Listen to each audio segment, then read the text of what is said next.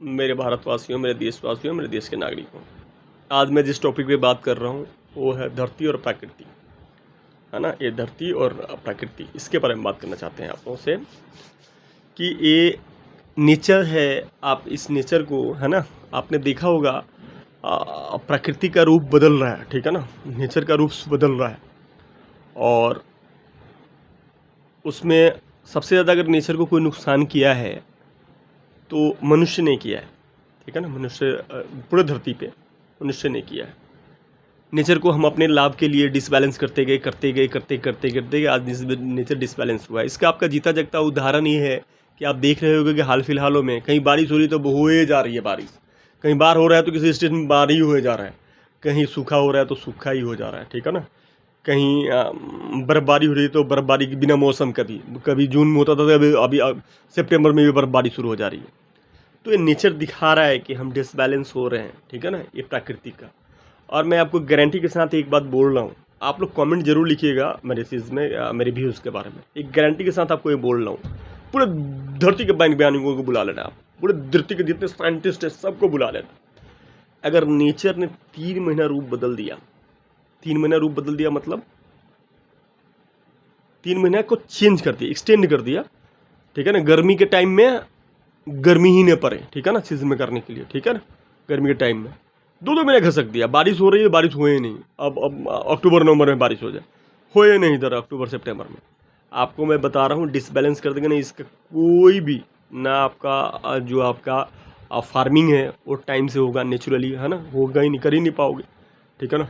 तो ये सारी चीज़ें आप डिपेंडेंट हो जाओगे फिजिकल चीज़ पे, जो जबकि हम नेचुरल करते थे इस चीज़ को, ठीक है ना। मौसम के अकॉर्डिंग हमारी फसलों का होता था, और थोड़ा सा ही चेंज कर दे तो पूरे साइंटिस्ट कोई ढूंढ नहीं पाएगा सॉल्यूशन इसका। तो सब लोगों ने हमने इसको प्रकृति के साथ खेल किया है। मैं दिल्ली की बात करता हूँ। दिल्ली में आप देखोगे तो हरियाली, तो दिल्ली में जहाँ पे प्लानेट जगह है, जैसे कि द्वारका हो गया, सेंट्रल दिल्ली हो गया, ठीक है ना, गांव के साइड हो गया, नाले के साइड हो गया, यहाँ पे पेड़ पौधा ठीक ठाक लगाए हैं। फिर भी पेड़ पौधा लगाए हैं लेकिन फलदार पेड़ मुझे नज़र नहीं आता। दिल्ली में मैं पूरे घुमा हूँ, गांव के साइड गांव में लगे हैं, शहर में कहीं भी आप फलदार पेड़ मुझे नज़र आता नहीं, किसी पार्क में भी नज़र नहीं आता।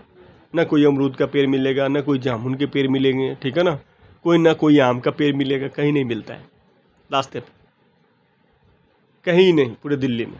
दूसरा क्या प्रकृति के साथ कि हाँ प्रदूषण का सबसे बड़ा बात कि मिट्टी, जितनी धूल उड़ती है, जितनी डस्ट होती है, जाके वो पत्ते पे मिट्टी बैठ जाती है। अब गाड़ियों में आप कभी आप देखना ध्यान से दिल्ली के रास्तों पे, अभी तो बारिश का मौसम हो रहा है, अभी तो पत्ते मुस्कुरा रहे हैं, पेड़ के पत्ते। लेकिन अगर बारिश का ख़त्म हो जाएगा तो आप देखना कि ये पत्ते का अगर 4 ग्राम का पत्ता है किसी पेड़ का, तो उसमें 8 ग्राम उस पर मिट्टी बैठी मिलेगी। कैसे डोलेगा वो, कैसे वाइब्रेट करेगा, ऐसे हिलेगा कैसे पत्ता पेड़ का। गवर्नमेंट इस करती है, स्प्रिंकल से पानी छिड़काव करती है, कहाँ छिड़काव कर लेगी, ज़्यादा से ज़्यादा उसके आधी हाइट तक नहीं होगा। डस्ट मिट्टी का आपको ठीक करना पड़ेगा, डस्टिंग का जुगाड़ करनी पड़ेगी, रोड से मिट्टी का आपको नपाता करना पड़ेगा, ठीक है ना, मिट्टी हटनी पड़ेगी बिल्कुल, है ना। पोल्यूशन से रिलेटेड जितने हैं, अब तो मान लो दिल्ली में अब कोयला रिलेटेड कोई फैक्ट्री तो चलती नहीं है, ठीक है ना। हमने यहाँ पर बैटरी ऑपरेटेड और CNG ऑपरेटेड बहुत सारी गाड़ियाँ कर दी हैं, डीजल वैन भी है। फिर भी मैं सबसे ज़्यादा मुख्यतः एक कारण मानता हूँ कि एक तो पेड़ पौधों की और भी बढ़ाना, है ना, पेड़ पौधा और लगाना, और ये प्लास्टिक, ठीक है ना, एक पन्नी, ठीक है ना, इसको धीरे धीरे ना दिल्ली में अपने को कम करना है, ठीक है ना। दिल्ली में पेपर से रिलेटेड प्रोडक्ट्स को यूज़ करना है, पन्नी को कम करना है। प्लास्टिक भी ये बहुत हार्मफुल है नेचर के लिए, ये ना हार्मफुल है नेचर के लिए। दूसरे नंबर है पेड़ पौधे, है ना, पेड़ पौधे लगाने के लिए जो अब घर बना रहा है, कोई फ्लोर बना रहा है, किसी का भी फ्लोर का MCD परमिशन देगी। अगर 50 गज का फ्लोर बना रहा है, चाहे 100 गज का, अगर 200 गज का फ्लोर बना रहा है, तो उसे बोलना है कि भैया 4 पेड़ का जगह छोड़ के बनाएगा, 4 पेड़ लगाएगा पहले, ठीक है ना।